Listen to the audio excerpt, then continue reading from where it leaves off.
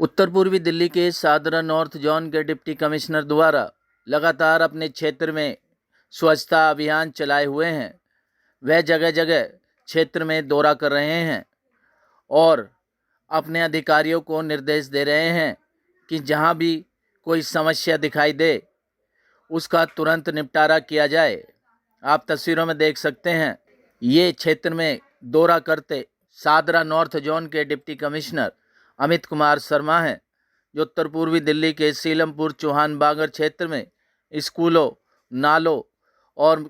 Main सड़कों पर सफाई व्यवस्था का जायजा ले रहे हैं। साथ ही यह भी दिशा निर्देश दे रहे हैं कि जहां पर भी कूड़ा दिखाई दे उसका तुरंत निपटारा किया जाए। क्या कुछ कहना था सादरा नॉर्थ जोन के डिप्टी कमिश्नर अमित कुमार शर्मा का, देखिए हमारी एक खास रिपोर्ट। जो है कल मैं सीलमपुर में था, आज चौहान बांगर में था और सुबह 1-1.5 घंटे का हम लोगों का राउंड रहता है। उसमें जो सफाई के एसआई, एएसआई, सीएसआई और मलेरिया इंस्पेक्टर और हॉर्टिकल्चर के लोग और स्कूल के जो लोग हैं टाइप करके और मेंटेनेंस का जो जेई है और वहाँ के नोडल ऑफिसर साथ में रहते हैं, पूरी टीम साथ रहती है। और उसका ध्येय यही रहता है रेगुलर राउंड का कि इलाके में कैसी सफाई व्यवस्था चल रही है। और ये मलेरिया इंस्पेक्टर जैसे आजकल डेंगू वगैरह का वो है तो वो दवाई वगैरह छिड़की जा रही है, नहीं कहीं पानी का कलेक्शन है या नहीं है। और एक जनता के द्वारा जो है वहाँ पे जब जाते हैं नीचे नीचे पतली पतली गलियों में, कहीं कोई मतलब एक ही क्या होता है कोई विशेष, जैसे एक जगह कल बहुत बड़ी समस्या उन्होंने बताया मेरे को सीलमपुर में कि एक पंप की आवश्यकता है। अंदर से एक बिल्कुल मोहल्ले से नाला जाता है छोटा, जो रेजिडेंशियल एरिया से जा रहा है, उसमें एक और पंप की आवश्यकता है। एक ऑलरेडी लगा हुआ है बट एक पंप की और आवश्यकता है और वो बड़ी जेन्युइन प्रॉब्लम है। उसके लिए हम प्रयास कर रहे हैं। सफाई से रिलेटेड रहती है, कई बार लोग शिकायत करते हैं कि एएसआई 2 दिन से कूड़ा नहीं उठा, 3 दिन से नहीं हुआ, तो बट ये रेगुलर घूमने से वार्ड में तो पूरी व्यवस्था थोड़ी चुस्त रहने की संभावना रहती है। और एक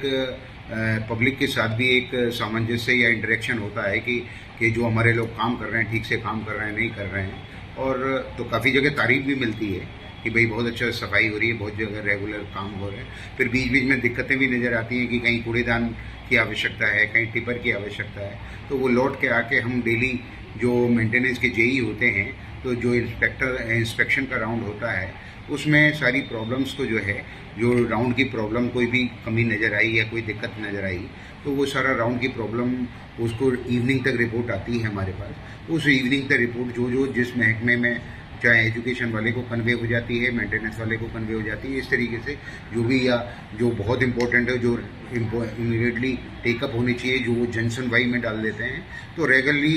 एक मेरे डीसी ऑफिस में एक आदमी जन सुनवाई देख रहा है, एक एमएलए, एमपी, म्यूनिसिपल काउंसलर या पब्लिक से जो एसएमएस वगैरह आ जाते हैं, व्हाट्सएप आते हैं, उन प्रॉब्लम्स को देख रहा है। और एक आदमी जो है जो इंस्पेक्शन की रिपोर्ट्स है, इंस्पेक्शन में कमी नज़र आई, कहीं स्कूल वाला बोल रहा है कि मेरा गार्डन नहीं कटा, मेरी घास नहीं कटी, मेरा या टिपर नहीं आया, मेरे को ये नहीं मिल रहा, या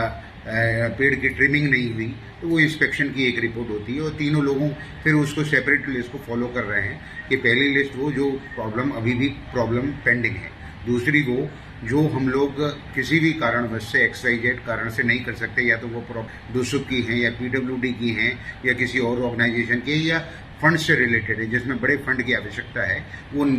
बी लिस्ट में रहती है। और सी लिस्ट में वो है कि जो प्रॉब्लम हम सॉल्व कर दिए। तो अगर हम तीनों जन सुनवाई या पब्लिक की प्रॉब्लम या इंस्पेक्शन की जो प्रॉब्लम है, तीनों को अगर देखें तो मेरे पिछले 2-2.5 महीने के टेन्योर में हर एक में 200, 150 प्रॉब्लम्स आई हैं। उनमें हम लोगों ने लगभग 60-70% प्रॉब्लम सॉल्व करा दिया। सर, पब्लिक से कुछ इलाके में लोगों से बात हुई कुछ किस तरीके, जैसे कूड़ा कहीं फेंकते हैं अगर वो तो वो कूड़ेदान में ही डालें या फिर कूड़े, उनको अवेयर किया जाता है। जैसे मैं देखता हूँ कि जितने भी पान, तम्बाकू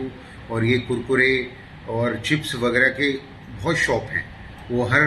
गली में, हर छोटी छोटी गली में होते हैं। और मैं देखता हूँ कि वो सारे चिप्स के शॉप कूड़ेदान रखते हैं तो अपनी दुकान में रखते हैं, अगर